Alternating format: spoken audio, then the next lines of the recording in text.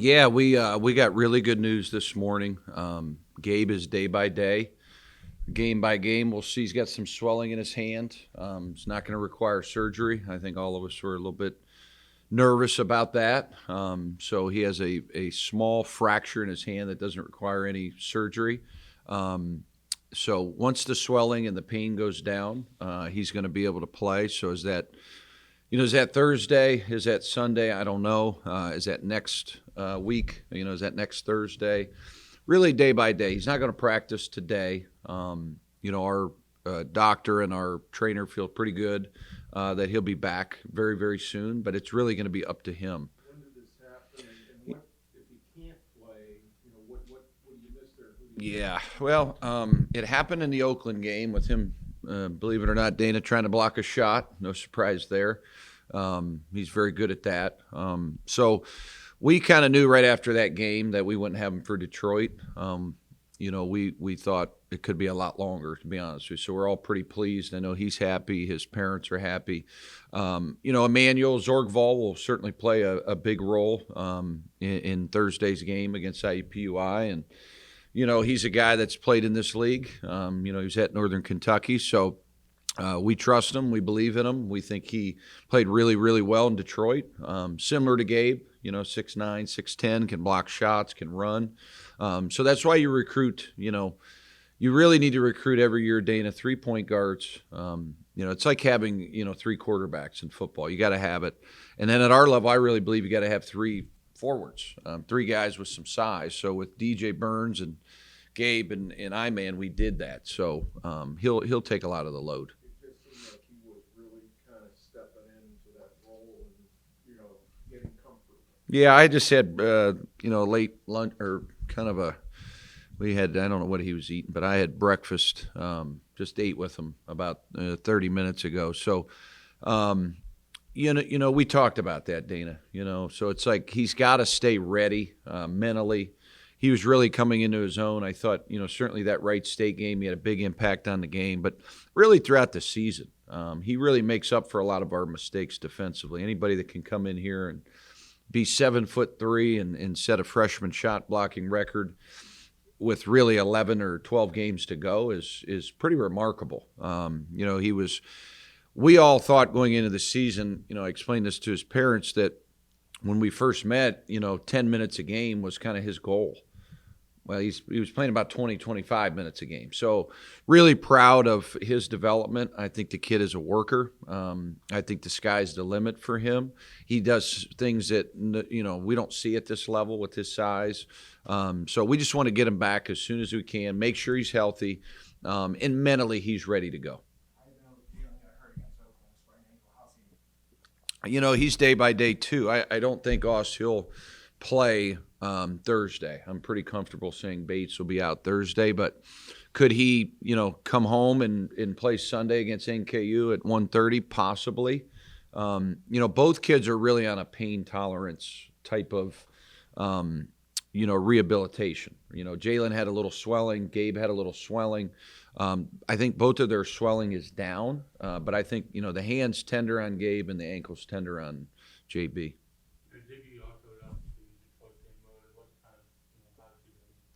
Who's that?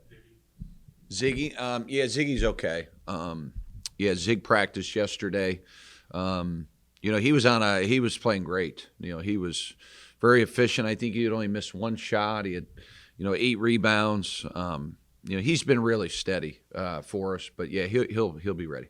Speaking of Ziggy, you mentioned his steadiness and his consistency is something that has really stuck out in the last few weeks. Obviously he's a kid that played a ton of basketball in his career as a 5th-year guy with almost a leading scorer at Merrimack. His addition to this program, what has he kind of brought? Yeah, he's in long line of, a lot of these forwards we have that we've had in our program, Neil, that are all playing overseas and thriving. You look at Malik Green. He just left and is now in England. He's in the BBL where Tevin Allison's playing. You look at Michael Akuche. You look at Naz Bohannon, Adrian Nelson. We got 4 or 5 kids that are all forward position type guys that are all doing very, very well in professional basketball. So Ziggy has been phenomenal. DJ Burns has been phenomenal. It's been our specialty. I don't know what it is, but we've had really good forwards in my 7 years here. And I think, we got to finish this thing out right. But I think Ziggy's as good as any forward. And I think DJ Burns is as good as any forward in the league. I mean, Ziggy's scoring. DJ can transport the ball. DJ rebounds the ball. He's the second in the conference at getting 9 rebounds a game. Tons of double-doubles.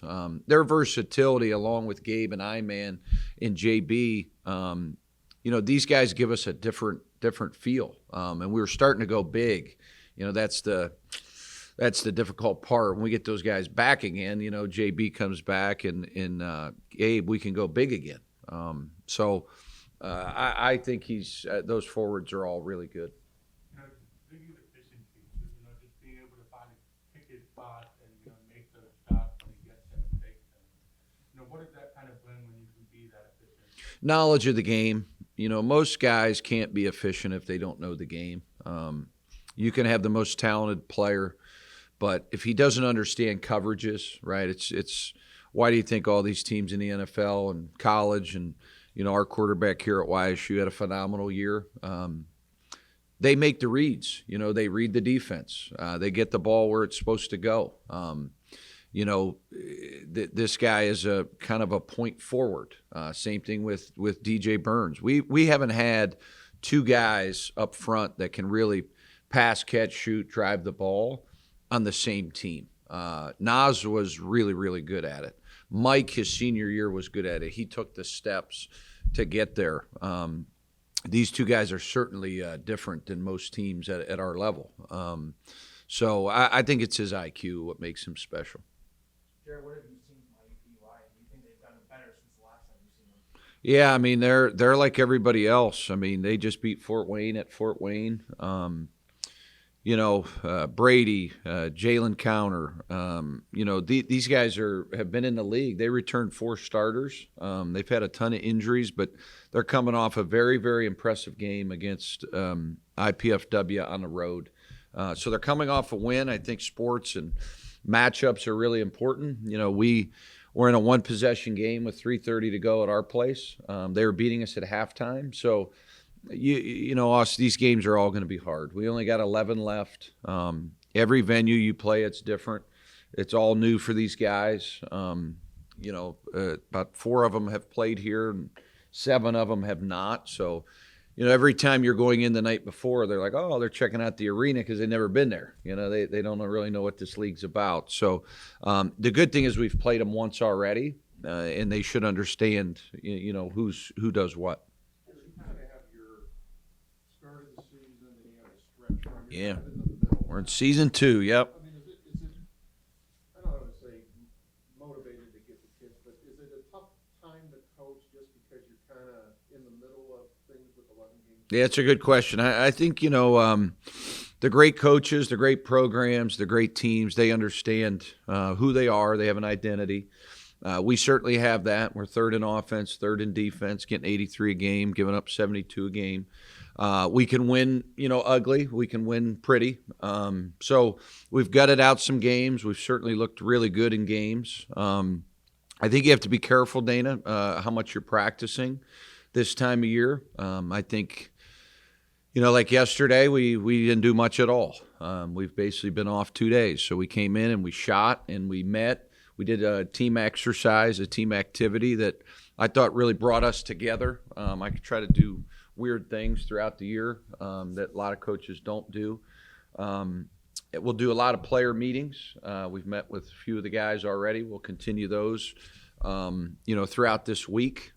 It's such a journey. It's such a long season. So, you got to make sure that you got everything covered. From their mental health to their physical bodies, to getting them to continue to believe, to the schemes, to their diet. There's a lot that goes into winning a championship, a lot that goes into, being a top 4 team in a league. There's only 2 conferences in the country right now that are decided by 2 or more games. Every other league, 30 leagues, are either tied or 1 game. we're right in that mold.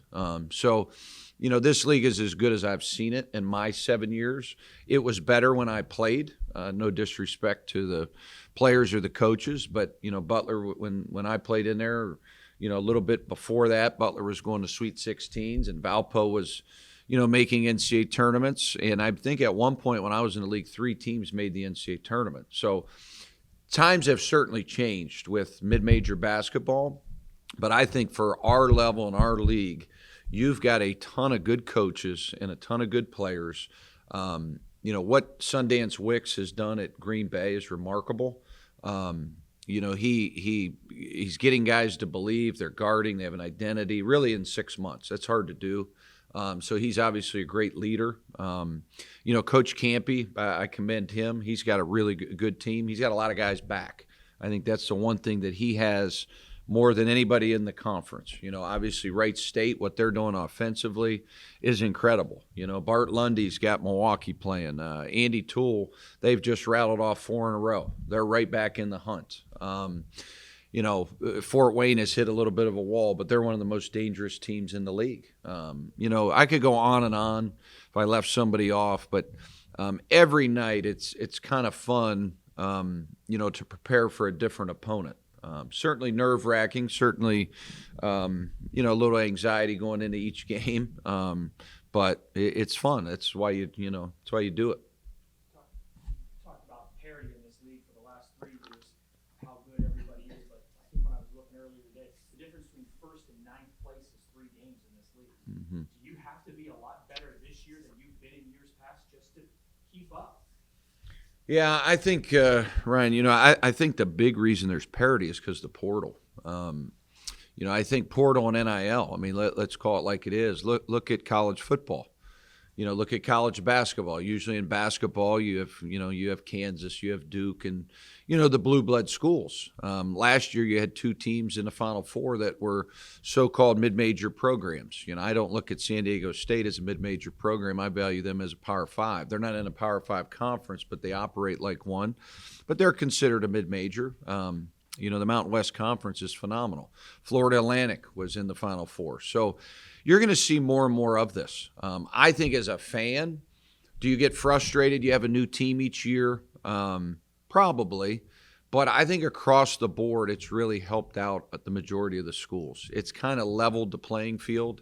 I think in all the major sports, each school has to find their niche, what that is. What's their style of play? What's their recruiting base? Do they build it through the portal? Do they build it through high school guys? Every year brings a different team. So you have to be able to restructure.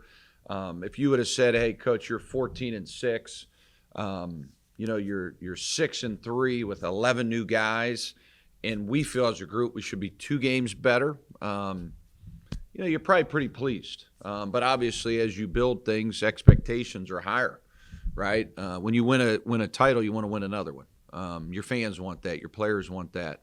Coaching staff, administration. So you got to be present. You got to keep getting better each day. And, our goal is to win it. So we know how, I showed them yesterday, exactly 11 games left, how many home, how many away, where things stand, and we got to take care of business.